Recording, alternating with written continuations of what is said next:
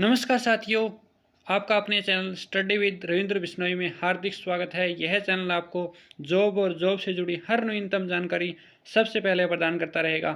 इसलिए इस चैनल को कृपया सब्सक्राइब कर लें और अपने दोस्तों के साथ भी शेयर करना ना भूलें, क्योंकि हम हर हफ्ते एक करंट अफेयर्स की वीडियो लेकर आते हैं जो कि हर रविवार को आती है। तो आप मंडे से लेकर सैटरडे तक जो भी महत्वपूर्ण क्वेश्चन होते हैं हम उन सभी का संग्रह लेकर आते हैं संडे को। तो इसलिए आप करंट अफेयर के लिए भी इस चैनल से जुड़ जाइए। तो आज हम 26 दिसंबर 2021 को एक करंट अफेयर की वीडियो लेकर हाजिर हैं। इसमें देखिए आप पहला प्रश्न क्या है, जो कि वेरी वेरी इंपॉर्टेंट क्वेश्चन है, उनका संग्रह है। हाल ही में जिस मंत्रालय ने विभिन्न गैर सरकारी संगठनों एनजीओ, विभिन्न गैर सरकारी संगठन उनको एनजीओ कहते हैं, नॉन गवर्नमेंट ऑर्गेनाइजेशन, के विदेशी योगदान अधिनियम FCRA 2010 के तहत पंजीकरण को रद्द कर दिया है, तो वह गृह मंत्रालय ने इनको रद्द कर दिया है। FCRA क्या होता है? फॉरिन कंट्रीब्यूशन रेगुलेशन एक्ट, कि जो फॉरिन से कंट्रीब्यूशन लेते हैं उनका रेगुलेशन एक्ट है। तो अगला देखिए प्रश्न, अगला प्रश्न है, हाल ही में पंजाब वन्य और वन्य जीव संरक्षण विभाग ने world wide fund for nature India के सहयोग से ब्यास संरक्षण रिजर्व में कितने घड़ियाल छोड़े हैं? 24 घड़ियाल छोड़े हैं। और इसमें यह प्रश्न भी बन सकता है कि ब्यास संरक्षण रिजर्व कहाँ पर है? ये पंजाब के अंदर है और ब्यास नदी भी पंजाब के अंदर है। अगला क्वेश्चन देखिए, एशियाई विकास बैंक मतलब ADB, एशियाई डेवलपमेंट बैंक, पूरे भारत में शहरी सेवाओं तक पहुंच में सुधार के लिए जितने मिलियन डॉलर का ऋण प्रदान करेगा? 350 मिलियन डॉलर का। तो इसमें देखिए आप ADB महत्वपूर्ण है कि इसकी स्थापना कब हुई? इसकी स्थापना हुई है 19 दिसंबर 1966 को। इसकी स्थापना हुई है 19 दिसंबर 1966 को। और इनका हेडक्वार्टर कहाँ है? इनका हेडक्वार्टर है ADB का मनीला, फिलीपींस में। अगला क्वेश्चन है, ओडिशा के मुख्यमंत्री नवीन पटनायक ने जिस नदी पर टी सेतु का उद्घाटन किया है, तो वह नदी है महानदी। और महानदी के बारे में इंपॉर्टेंट फैक्ट जान लीजिए, महानदी को उड़ीसा का शोक भी कहा जाता है और महानदी उड़ीसा और छत्तीसगढ़ राज्य से गुजरती है। तो उड़ीसा का शोक महानदी को कहते हैं और बिहार का शोक कोसी नदी को कहते हैं। तो ये भी बार बार एग्जाम में पूछा जाता है कि कोसी नदी को किस राज्य का शोक कहते हैं? तो यह बिहार का शोक कहते हैं और महानदी को उड़ीसा का शोक कहा जाता है। अगला प्रश्न देखिए, अगला प्रश्न है कि राष्ट्रीय गणित दिवस जिस दिन मनाया जाता है वह है 22 दिसंबर। तो यह 22 दिसंबर को क्यों मनाया जाता है? क्योंकि 22 दिसंबर 1887 को महान गणितज्ञ श्रीनिवास रामानुजन का जन्म हुआ था। और यह दिवस कब से मनाया जाना स्टार्ट हुआ है? तो यह दिवस 2012 से मनाया जाना स्टार्ट हुआ है। मतलब 2012 से हर साल 22 दिसंबर को राष्ट्रीय गणित दिवस मनाते हैं। हाल ही में जिस राज्य ने 3 नए जिलों की घोषणा की है, तो वह नागालैंड राज्य ने 3 नए जिलों की घोषणा की है। मतलब नागालैंड में 3 नए जिले बनने वाले हैं। देश के जिस शीर्ष क्यू खिलाड़ी ने राष्ट्रीय विलियर्ड्स खिताब को 11वीं बार जीत लिया है, तो पंकज आडवाणी ने। यह नाम भी आप विशेष तौर से ध्यान रखिएगा कि पंकज आडवाणी ने 11वीं बार राष्ट्रीय विलियर्ड्स खिताब को जीत लिए हैं। नेक्स्ट क्वेश्चन है, हाल ही में जिस संस्था ने दावोस में अपनी वार्षिक बैठक को स्थगित करने का फैसला लिया है, तो वह विश्व आर्थिक मंच ने दावोस में अपनी वार्षिक बैठक को स्थगित करने का फैसला लिया है। नेक्स्ट क्वेश्चन है, भारतीय उद्योग परिसंघ द्वारा जिस IIT संस्थान को इनोवेटिव संस्थानों में प्रथम स्थान दिया गया, तो वह IIT रुड़की है। IIT रुड़की को इनोवेटिव संस्थानों में प्रथम स्थान दिया गया है। अगला प्रश्न है कि वह राज्य जिसने ट्रांसजेंडरों को पुलिस में 1% आरक्षण देने की घोषणा की है, तो वह कौन सा राज्य है? वह कर्नाटक राज्य है। कर्नाटक राज्य ने ट्रांसजेंडरों को 1% आरक्षण देने की घोषणा की है। अगला प्रश्न है, जिस देश में सतह से सतह पर मार करने वाली कम दूरी की बैलिस्टिक मिसाइल परले का सफल परीक्षण हुआ है, तो वह देश कौन सा है? वह देश है भारत। भारत में परले का सफल परीक्षण किया है। तो ये क्वेश्चन भी एग्जाम में पूछा जा सकता है कि परले किस प्रकार की बैलिस्टिक मिसाइल है? तो यह सतह से सतह पर मार करने वाली बैलिस्टिक मिसाइल है। अगला प्रश्न है, वह देश जिसने 19 दिसंबर 2021 को घोषणा की कि वह सिनेमाघरों में रिलीज होने वाली फिल्मों पर अब सेंसर नहीं लगाएगा, तो उस देश का नाम है यूएई। तो यूएई की फुल फॉर्म क्या होती है? यूनाइटेड अरब अमीरात। और यूएई की राजधानी क्या है? Abu Dhabi. और यूएई का जो मुद्रा है या करेंसी है उसको दिरहम कहते हैं। तो ये फैक्ट भी आप यूएई के बारे में याद रखिए। अगला प्रश्न है, भारत में हर साल जिस तारीख को राष्ट्रीय किसान दिवस मनाते हैं यह 23 दिसंबर को मनाया जाता है। तो किसान दिवस 23 दिसंबर को क्यों मनाया जाता है? क्योंकि चौधरी चरण सिंह का जन्मदिन है। चौधरी चरण सिंह जो भारत के 7वें प्रधानमंत्री रहे हैं। और चौधरी चरण सिंह के नाम से हरियाणा में एक विश्वविद्यालय भी है जो हिसार में है, जिसको चौधरी चरण सिंह कृषि विश्वविद्यालय के नाम से जाना जाता है। और उस विश्वविद्यालय की स्थापना 1970 में हुई थी, जो कि हरियाणा का कृषि विश्वविद्यालय है, जिसको चौधरी चरण सिंह कृषि विश्वविद्यालय कहते हैं। अगला प्रश्न है, न्यायमूर्ति संजय कुमार मिश्रा को जिस उच्च न्यायालय का कार्यवाहक मुख्य न्यायाधीश नियुक्त किया है वह उत्तराखंड उच्च न्यायालय का कार्यवाहक मुख्य न्यायाधीश संजय कुमार मिश्रा को नियुक्त किया गया है। अगला प्रश्न है, हुरून रिसर्च इंस्टीट्यूट की एक रिपोर्ट के अनुसार अमेरिका और चीन के बाद यूनिकॉर्न कंपनियों के मामले में जो देश तीसरे स्थान पर पहुंच गए तो वह कौन सा देश है? भारत अमेरिका और चीन के बाद यूनिकॉर्न कंपनियों के मामले में तीसरे स्थान पर पहुंच गए हैं। नेक्स्ट क्वेश्चन है, हाल ही में जिस राज्य के मुख्यमंत्री ने भगवान कृष्ण बलराम जगन्नाथ रथ यात्रा को एक वार्षिक राज्य उत्सव मनाने की घोषणा की है तो वह है पंजाब राज्य। तो पंजाब के बारे में थोड़ी और एडिशनल इन्फॉर्मेशन जान लीजिए कि पंजाब के राज्यपाल कौन हैं? यह बनवारी लाल पुरोहित हैं। और पंजाब के मुख्यमंत्री हैं यह चरणजीत सिंह चन्नी हैं। अगला क्वेश्चन देखिए, केंद्र सरकार ने जिस कैटेगरी में महिला कमांडो को शामिल करने की घोषणा की है तो वह Z+ सुरक्षा है। तो Z+ सुरक्षा में अब तक महिलाओं को मंजूरी नहीं थी, अब केंद्र सरकार ने उसको शामिल करने की घोषणा की है। अगला प्रश्न है, केंद्र सरकार ने अप्रैल 2022 से 100% साक्षरता के लिए जिस अभियान को शुरू करने की घोषणा की है वह नव भारत साक्षरता अभियान है। इस नव भारत साक्षरता अभियान के तहत भारत सरकार 100% साक्षरता के लक्ष्य को हासिल करने की कोशिश करेगी। अगला प्रश्न है, IPL टीम सनराइजर हैदराबाद ने जिस पूर्व खिलाड़ी को बल्लेबाजी कोच नियुक्त किया है वह है ब्रायन लारा। ब्रायन लारा को सनराइजर्स हैदराबाद ने पूर्व खिलाड़ी उनको बल्लेबाजी कोच नियुक्त किया है।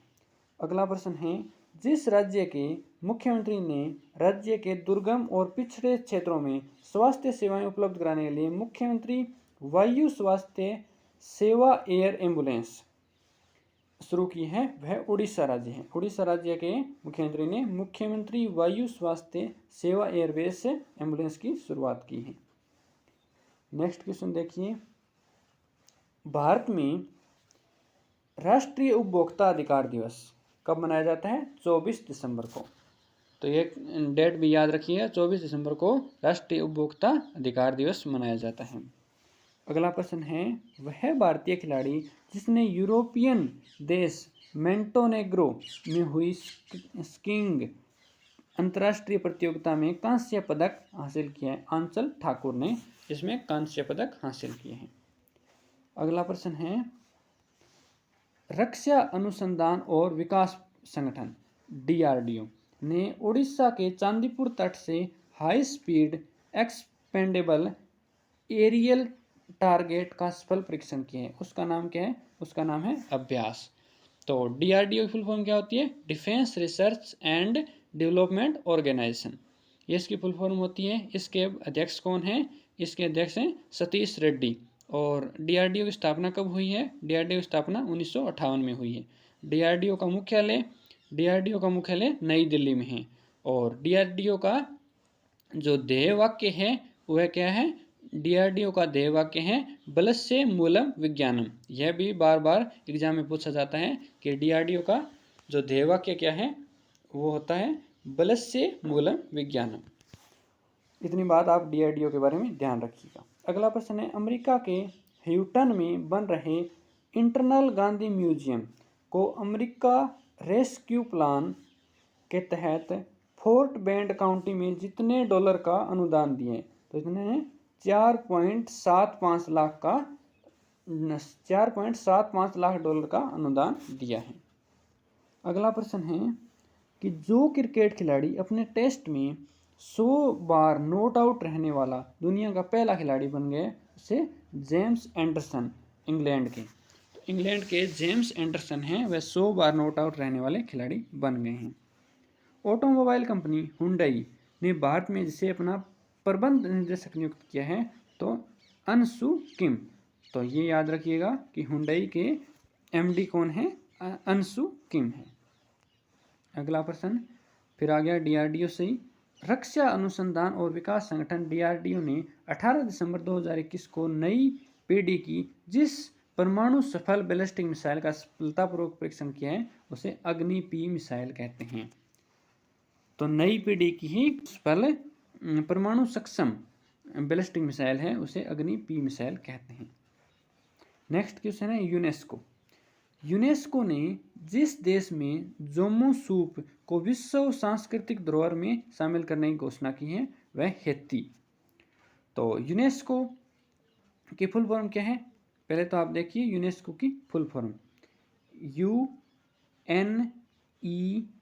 UNESCO। यू से बनाएगा यूनाइटेड, एन से नेशन, ई से एजुकेशनल, एस से साइंटिफिक और सी से cultural. UNESCO, UNESCO, united nation educational scientific and cultural organisation, ये इसकी फुल फॉर्म होती है। तो इसका हेडक्वार्टर कहाँ है, इसका हेडक्वार्टर है पेरिस फ्रांस में। और इसका यूनेस्को की स्थापना कब हुई, 16 नवंबर 1945 में। और यूनेस्को के अध्यक्ष कौन है अभी, आंद्रे एंजोले। तो इतनी आप इंफॉर्मेशन यूनेस्को के बारे में ध्यान रखिएगा।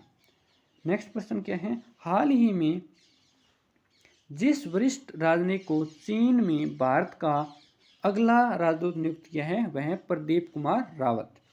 तो इनको चीन में अगला राजदूत नियुक्त किया गया है। भारतीय वायुसेना देश की वायु रक्षा क्षमताओं को बढ़ावा देने हेतु पंजाब सेक्टर में जिस मिसाइल प्रणाली का पहला स्क्वाड्रन तैनात किया है वह S-400 मिसाइल है। अगला प्रश्न देखिए, अगला प्रश्न है भारत की 2 बार की जिस ओलंपिक पदक विजेता को बैडमिंटन विश्व महासंघ BWF के एथलीट कमीशन का सदस्य नियुक्त किया गया है वह PV सिंधु है।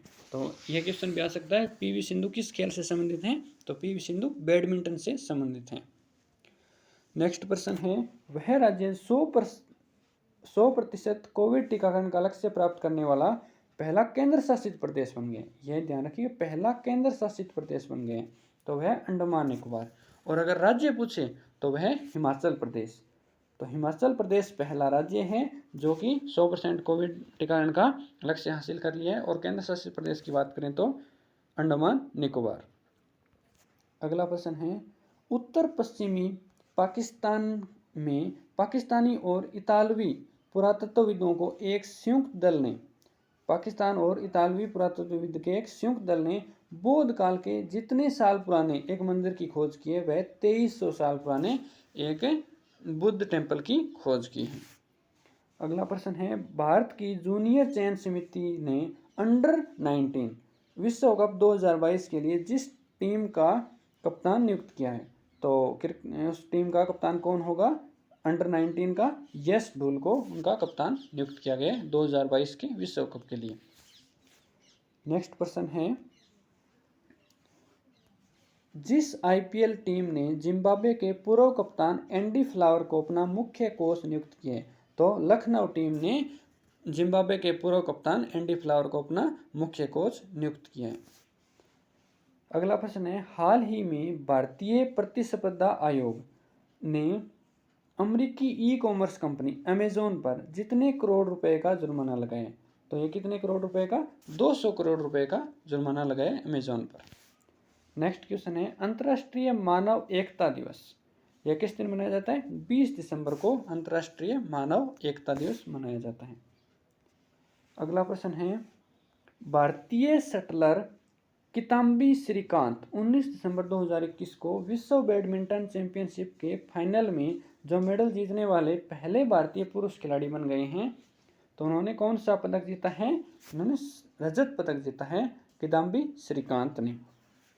और ये भी क्वेश्चन पूछ सकते हैं, इनका संबंध किस खेल से है? यह बैडमिंटन खेल से संबंधित है किदाम्बी श्रीकांत। और अगला प्रश्न है, वह शहर जिसने दुनिया की सबसे लंबी बांसुरी बनाने का रिकॉर्ड अपने नाम किया है वह पीलीभीत उत्तर प्रदेश का है। तो पीलीभीत उत्तर प्रदेश ने सबसे लंबी बांसुरी बनाई है जो है 16 फुट 6 इंच की। अगला प्रश्न है, उत्तराखंड के मुख्यमंत्री पुष्कर धामी ने जिस को राज्य का ब्रांड एम्बेसडर बनाने का घोषणा की है। तो ऋषभ पंत को ब्रांड एम्बेसडर बनाने की घोषणा उत्तराखंड के मुख्यमंत्री पुष्कर धामी ने की है। तो यह थे पूरे सप्ताह के महत्वपूर्ण इंपॉर्टेंट करंट अफेयर के क्वेश्चंस। तो धन्यवाद दोस्तों, आपने हमारा पूरा वीडियो देखा।